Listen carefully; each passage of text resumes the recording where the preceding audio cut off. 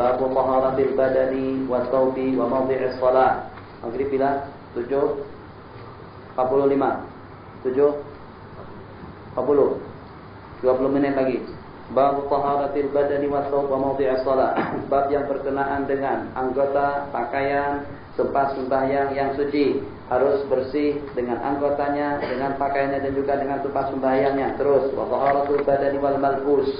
Dan harus dengan anggota yang bersih, dengan pakaian yang bersih. Wa illam yataharrak fi harakatih wala wa ma yamsuhuma, yang walaupun tidak bergerak dengan gerak-geriknya itu disyaratkan harus bersih. Sorban, tengok dengan sebagian daripada kawan kita sorbannya panjang, ekornya panjang sekali. Jadi dengan ekor daripada sorban itu sampai ke sana, terlapik di sana kena najis. Bagaimana hukumnya? Di waktu dia rukuk, i'tidal, sujud, dia tidak bergerak. Ujung sorban, tepi sorban tidak bergerak. Lam yataharrak biharakati, tetap itu membatalkan sembahyang kita. Ini sebabnya ada dengan sebagian ulama di Kedah, kalau tidak salah tempatnya itu antara kepala batas dengan fitrah. Apa tempat itu sebut? Itu dari Kedah. Antara Kedah, antara kepala batas dengan fitrah. Hah? Ada tuan guru situ, Tasabri. Tuan guru ini tak mau pakai mic yang semacam ini. Jadi kata dia takut kalau dengan wayanya satu, limpah airnya dua, itu ada najis. Jadi kalau sananya bersih pun macam mana? Jadi kata beliau muka saja dengan wayang-wayang di atas rumah itu yang di Asuhan, yang di mana? Kalau macam itu terlalu sulit. Jelas tidak ada satu pun yang akan terselamat atau yang terjaga daripada kotoran. Jadi bagaimana kira-kira? Itu untuk dengan beliau tidak ada masalah. Beliau beristihad dan lebih berhati-hati. Sebab kita punya kaidah, kalau kebetulan seperti dengan mic yang kita gantungkan di sini atau kita pegang di tangan, ujungnya yang di situ ada najis, ada tai cicak atau juga ada tai tikus misalnya. Sembahyang yang berkenaan tadi itu tidak sah. Kenapa? Sebab sepertinya kita menanggung najis yang walaupun dengan najis tadi itu lam yataharrak fi harakatih. Qala wa ma yamusuma, tapi yang mu'tamad tidak. Sebab itu termasuk daripada tasyaddud. Yang pertama kita tidak pasti. Selama tidak pasti berarti dengan supaya kita sempurna dan tidak mengapa kita dengan menggunakan mic yang bergantung. Sebab yang tidak boleh itu kalau kita memegangnya itu kita tidak pegang. Dia tidak lebih daripada mu'alaf, tergantung di pakaian kita. Qala, dan juga disyaratkan bersih tempat yang kita pijat waktu sembahyang, yang tersentuh dengan anggota dan pakaian kita. Walau qabadha, kalau kebetulan dengan kita memegang tepi daripada tali, aurabatahu ma'ahu, atau kita mengikatnya, wa tarafuhul akhar, sedangkan dengan tepinya yang lain itu bersambung dengan najis, seperti dengan anjing talinya, ujung tepi daripada ujung tali itu dengan kita, sedangkan dengan tepinya yang satu itu di leher anjing, itu dengan sembahyangnya tidak sah. Qala lam tasihha salatuhu walau tanajjasa ba'du bisatin, kalau seandainya dengan sebagian daripada hamparan itu dikena najis, fa shalla ala mawdi'in tahirin minhu, dan terus dia sembahyang di tempat yang suci, wa taharrakal baqi bi harakati, sementara dengan yang baqi itu bergerak dengan gerak-geriknya, atau sembahyang di atas ranjang yang dengan 4 kakinya di atas najis, wa yataharraku bi harakati, dan bergerak dengan anggota tubuhnya, sahhat salatu, sebab kita tidak menyentuh, tidak mengapa. Anak kita kencing atau berak, ini dengan akhwat. Kadang-kadang dengan anak kita di waktu kita sembahyang justru dia naiki tubuh kita, dia tunggang kita di waktu kita sujud. Ada dengan sebagian ya, anak-anak itu dia berani di waktu dia kecil. Kalau tua dia tak berani lagi. Satu kesempatan, kalau orang tuanya tuan guru, kesempatan dia untuk menunggang tuan guru di waktu dia masih kecil. Kalau dengan dia sudah dewasa, dia tak berani, segan, malu. Jadi begitu juga halnya. Kalau kita masih kecil, kita tidak ada rasa segan-segan. Hatta dengan presiden, hatta juga dengan jenderal, tak takut. Budak-budak dengan jenderal, tak takut. Budak-budak kecil tak takut dengan jenderal. Kita saja ketakutan. Dia dengan siapa saja, apalagi kalau seumpama dengan lalat dan nyamuk. Lalat dengan nyamuk, dengan profesor jenderal apa saja pun dia tidak takut. Dia hinggap di hidungnya, hinggap di hidung. Kadang-kadang dia pijak tahi, kemudian hinggap kembali di hidungnya. Ini jenderal. Tadi jenderal pun juga sama saja. Itu lalat. Jadi lalat, masya Allah tabarakallah, keyakinannya kuat. Wa may yattaqillaha yaj'al lahu makhraja. Sementara dengan kita takut. Perdana Menteri kah dia, yang diperluan kah dia, presiden kah dia, khalifah kah dia. Lalat dengan nyamuk tidak ada bedanya. Jadi tidak gaduh barangkali, tak gaduh lah. Hanya tak hirau. Siapa saja akan dia gigit itu dengan kehebatan atau dengan tawakal nyamuk yang tidak ada rasa takut di dalam hatinya kecuali dengan Allah Subhanahu wa taala.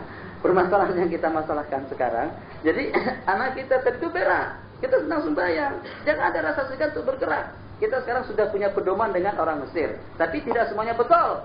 Arab Mesir, dia berani berjalan sampai 5-6 langkah untuk memenuhi saf yang di depan.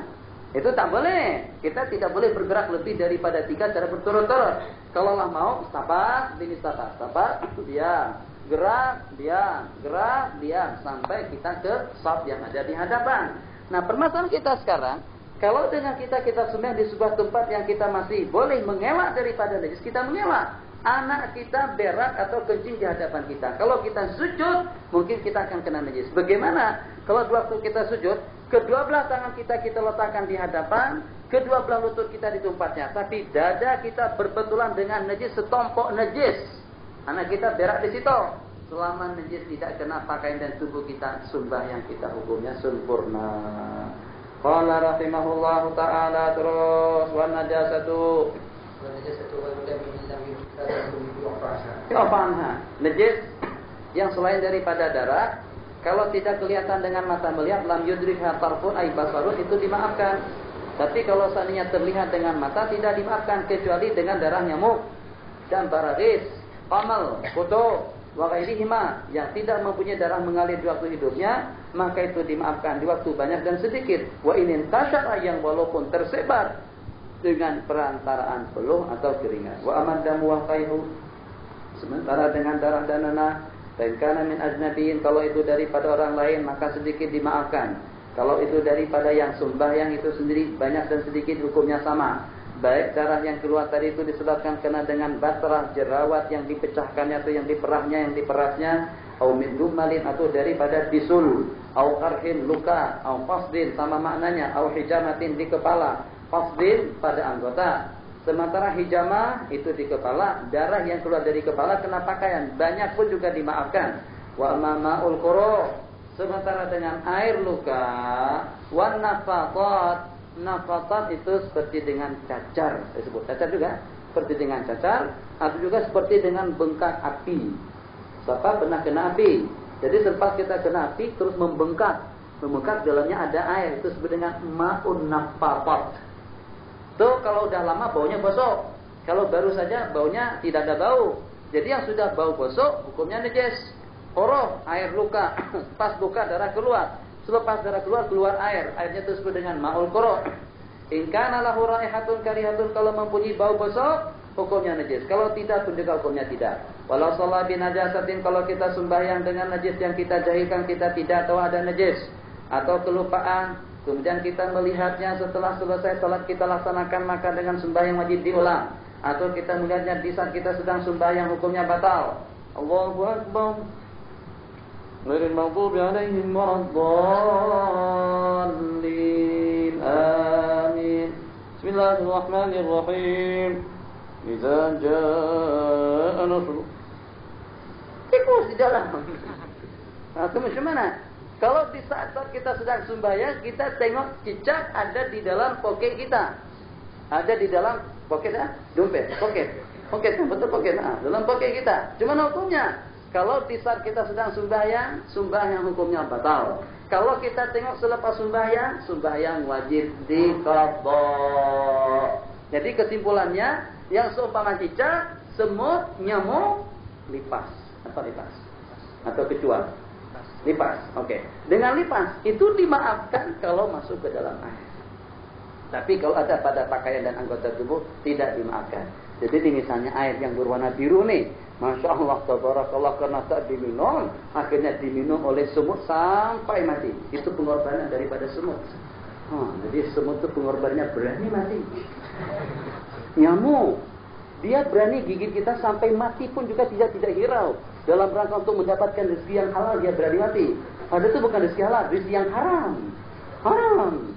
Nyamuk, masya Allah, duduk di daerah nyamuk, duduk di Malaysia, Indonesia nyamuk. Apalagi kalau ada air yang ketekong, nyamuk banyak di situ. Tapi satu kajian atau juga satu pelajaran yang perlu kita ambil daripada nyamuk, nyamuk berani berkorban sampai mati dalam rangka untuk mendapatkan rezeki Allah Subhanahu wa taala. Apakah dengan kita tidak berani berkorban? Ya, kita tidak mengatakan harus sampai mati, tidak. Tapi dengan falsafah daripada nyamuk, untuk mendapatkan setetes darah, dia berani mati. Dan tidak takut dengan mati. Itu falsafatnya nyamuk. Nah, setelah kita tengok, Masya Allah, tabarakallah, semua banyak sekali. Kita pun juga mau minum. Kalau kita buang dulu waktu lagi, ini sekarang kuliah, pengajian pagi, sore, malam, pagi, sore, malam, tiap waktu macam tu. Pengajian kita dengan Ustaz Nur. Kalau kita pilih, kalau kita ambil dulu semua dengan nyamuknya, waktu lagi, udahlah tak payah, minum saja lagi. Dan kita tapis dengan gigi. Macam itu tamam. Sebab dikatakan seorang pelajar dan seorang penuntut itu harus cepat makan, cepat berjalan, cepat membaca, dengan cepat menulis. Harus cepat pada 4 perkara itu. Kalau kita ingin dapat ilmu yang banyak, harus berjalannya cepat, jangan jalan lambat, ketinggalan terus. Cepat berjalan, satu. Yang kedua, cepat makan. Jangan makan 1 biji. Sebutir nasi saja yang dimakan. Dikunyahnya 37 kali. Yang dimasukkannya 1 butir nasi saja itu makan waktu banyak. 2, makan cepat. Berjalan harus cepat. Menulis pun juga harus cepat. Apalagi yang ketiga, keempat, membaca juga harus cepat.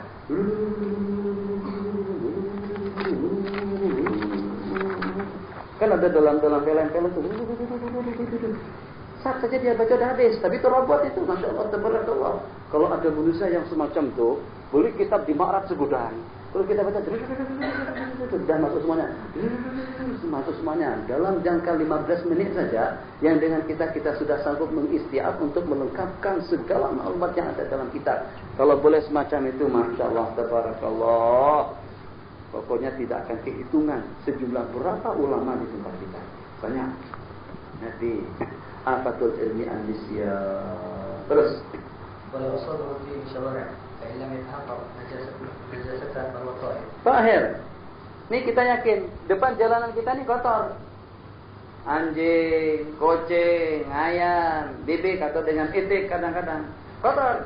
Tapi kita tidak yakin saat ketika dengan hujan turun, apakah dengan najis tadi itu yang mengenapakan kita atau dengan yang lain, itu dimaafkan saja. Qala wa amma walau asabu tinu syawari' sudah wa in tahaqqaqaha ufiyan qalili urban. Kalau kita yakin anggota tubuh kita dikena najis disebabkan kena hujan, maka kalau sedikit secara uruf itu dimaafkan. Arti daripada sedikit secara uruf, ma yata'azzaru, yang kita tidak boleh mengelakkannya. Dan itu berbeda antara waktu dengan waktu dan antara tempat dengan tempat. Antara waktu dengan waktu dimaafkan di musim hujan.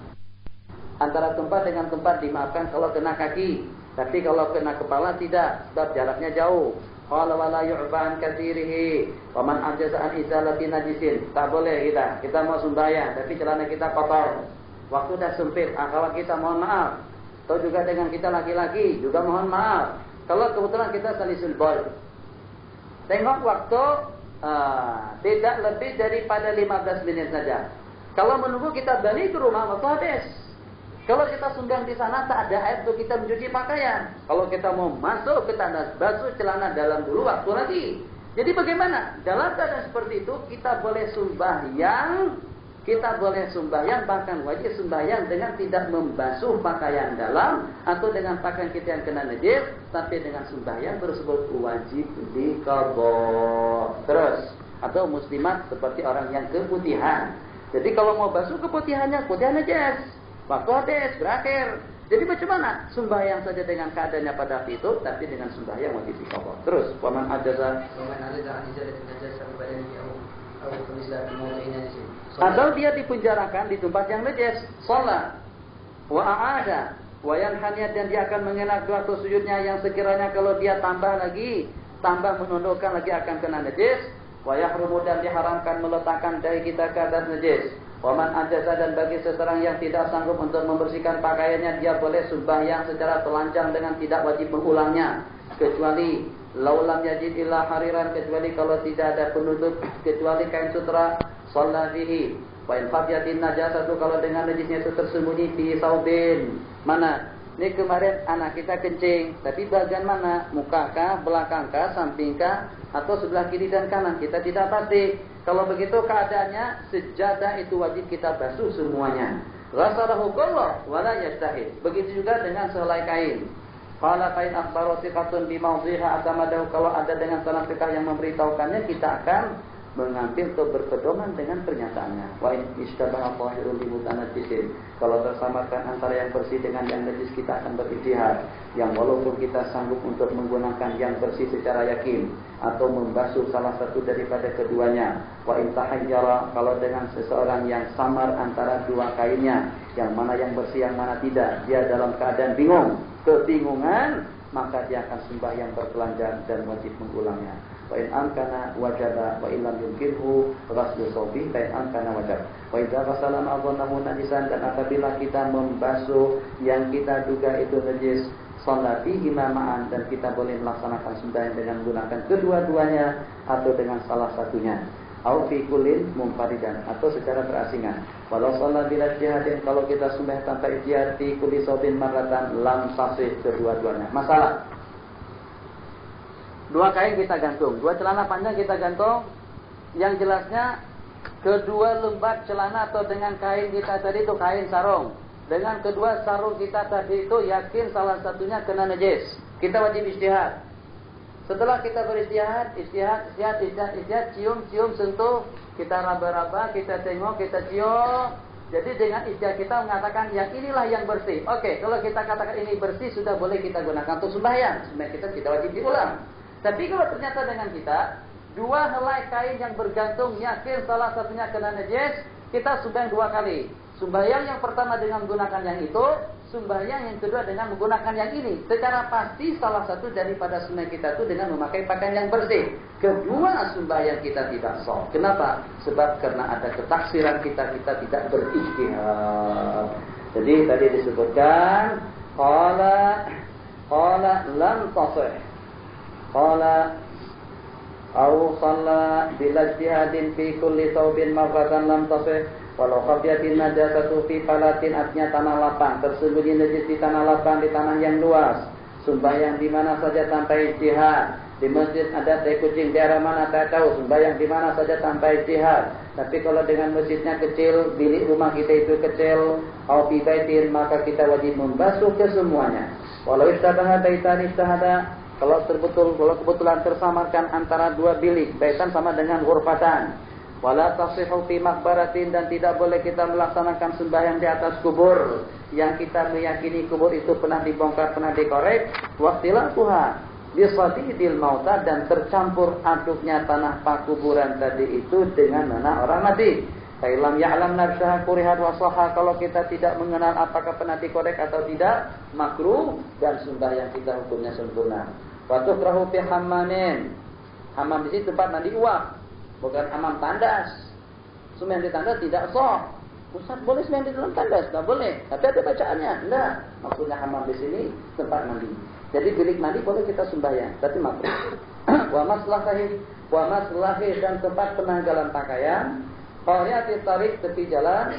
Mazbalatin, tumpukan sampah. Majazaratin, itu adalah tempat penyembelihan. Kanisatin, ini selalu ditanyakan, boleh atau tidak sembahyang dalam gereja? Syekh Yusuf bercerita, dan juga dengan teman-teman kita yang pernah ke Eropa, pernah ke Amerika, justru seperti di Perancis, dengan jumlah masjid dan markas-markas Islam yang ada di sana, itu kebanyakannya berasalkan daripada gereja. Jadi mungkin saya tak pernah cerita ini baru waktu saya pergi ke Thailand. Waktu saya pergi ke Thailand, Allahumma shalli ala Sayyidina Muhammad, pada bulan 5 kalau tak salah. Jadi pada waktu itu dengan saya jumpa dengan kawan-kawan kita dari Dubai. 5 orang dari Dubai urut ke Banjarmasin. Balik dengan saya pesawat naik Thai pergi menuju Hajjai, Bangkok Hajjai. Jadi pada waktu itu dengan mereka transit di Bangkok akan meneruskan perjalanan menuju Abu Dhabi. Jadi kata dia dulu Ustaz, pada waktu tahun 80-an jumlah markas di Perancis itu cuma 1 buah masjid saja. Tapi sekarang lebih daripada 5.000. Banyak yang dibeli atau yang asalnya daripada gereja. Satu. Kemudian yang kedua, yang cukup menarik cerita mereka tadi itu, sahabat-sahabat kita dari Amerika. Jadi setelah dia masuk Islam, dia pergi ke Mekah. Jadi pada waktu di Mekah, dia buat bayan. Tahun 80-an bayan di masjid masih boleh, sekarang tak boleh. Jadi waktu dia duduk bersama orang Arab di sana, jadi kata dia tarjem, dia bahasa Arab putih, bahasa Inggris. Jadi dia, Assalamualaikum warahmatullahi wabarakatuh, ayuhaz zalimun. Assalamualaikum ayuhaz zalimun, tarjem. Jadi kata si yang mutarjem ini, macam mana? Saya terjemahkan, Assalamualaikum ayuhaz zalimun. Iya, kata dia, terjemahkan. Assalamualaikum ayuhaz zalimun. Setelah diterjemahkan, mereka di Mekah pun juga terperanjat. Macam mana? Dengan kita dikatakan zalimun. Jadi pada waktu itu mereka pun juga penasaran, ingin tahu kenapa kita dikatakan zalim. Iya, kata dia, kalian tuh zalim semuanya. Arab Mekah tuh zalim. Macam mana zalim? Kami dari Amerika bermula daripada selepas, bermula daripada kasut sampai kepada roket, sampai kepada sawarih. Itu kami ekspor ke negara kamu. Sementara kamu tak berkenan untuk mengekspor la ilaha illallah ke negara kamu. Memang betul. Yang hak Amerika ada di negara kita semuanya. Tapi kenapa dengan kita tidak berkenan untuk mengucapkan la ilaha illallah, untuk menyampaikan 2 kalimat syahadat ke negara mereka? Yaitu pada waktu itu. Tapi tidak ada alasan juga dengan orang putih yang tidak mau menganut agama Islam, yang tidak mau masuk Islam. Kalau dahulu dikatakan, mungkin saja dengan seseorang itu tidak tahu Islam. Sementara sekarang dengan perantaraan internet, dengan perantaraan komunikasi yang canggih, peralatan yang kita gunakan, apa saja dalam detik yang sama, yang walaupun dengan jarak ukuran yang tidak kurang daripada sekian kilometer, kita akan boleh sanggup untuk mengenalnya. Summa qala rahimahullah ta'ala wa mawdi'u muhsin. Jadi tempat pemungutan biaya pajak, biaya cukai. Jadi yang kita sebut dengan income tax di sana. Nah, tempat pemungutan income tax itu makruh kita sembahyang di situ. Jadi suruh dengan pegawai-pegawai ke sana tuh suruh pergi ke musala saja, jangan sembahyang di sini. Kenapa Ustaz? Makruh sembahyang di sini. Sebab itu perampasan harta rakyat. Di mana saja. Sini kita sebut dengan jumruk. Jadi moks, jumruk sama maknanya, tempat pemungutan biaya cukai. Sembahyang di situ hukumnya makruh, sebab itu adalah tempat haram. Wa khamrin, arak. Wa dhahril ka'bati, di belakang Ka'bah, di atas Ka'bah. Wa ila qabrin. Ini kawan-kawan dari Terengganu. Kawan-kawan dari Terengganu, rata-rata masjid saya tengok di Terengganu di hadapannya kuburan. Masjid Bukit Besar, kuburan. Masjid Sultan kuburan. Di Kelantan, Masjid Langgar, kuburan. Kalau kita buka jendelanya, persis tepat di hadapan kita sejumlah sekian kubur.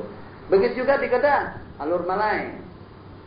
Itu dengan Masjid Kufrah, Masjid Dargah. Nah, Masjid Dargah itu kelihatan kuburan di dalam. Masya Allah, tabarakallah. Jadi untuk mengelakkan daripada hukum makruh, ya ima ada dinding pemisah antara kita dengan kubur, ima dengan kita sembahyang dengan tidak menghadap kubur. Jadi budaya yang seperti itu kita usahakan. Kita layakkan merubahnya. Jadi kalau dahulu mungkin dengan seseorang mewakafkan tanah dan sekaligus tanah itu diperuntukkan untuk kubur. Elok, kubur asing, masjid asing. Seeloknya masjid dibangun jauh daripada kuburan supaya tidak menjejaskan sembahyang seseorang yang sembahyang di dalam masjid. Sebab adanya masjid, adanya kubur di arah kiblat masjid menyebabkan sembahyang jadi makruh, bahkan kadang-kadang boleh membawa kepada syirik. Jadi eloknya macam mana? Kalau dengan kubur ada di belakang, jauh tidak ada masalah. Samping nyamping tapi tertutup tidak ada masalah. Yang kita masalahkan sekarang, nanti kita bersabda wala tusalli ilaiha. Wala tusalli ilaiha, dan jangan sekali-kali kamu sembahyang menghadap kubur. Qala ila qabrin mutawajjihan ilahi wa a'tanil ibil, tempat kediaman ibil. Maksudnya unta itu di dalam kandangnya. La murahilanani, tapi tidak mengapa kita sembahyang di dalam kandang kambing. Itu harus jadi kambing dulu. Wa yahrumu. Maksudnya kan orang yang mengembala kambing pada itu tak ada masalah kalau dia sembahyang di dalam kandang kambing. Ya kalau dengan ada tainya jelas najis. Fatahrumu, dan diharamkan sembahyang dengan menggunakan pakaian atau dengan berdiri atas tanah maksud bayi yang dirampas. Watasifu, dan sah sembahyang tapi tidak mendapatkan pahala.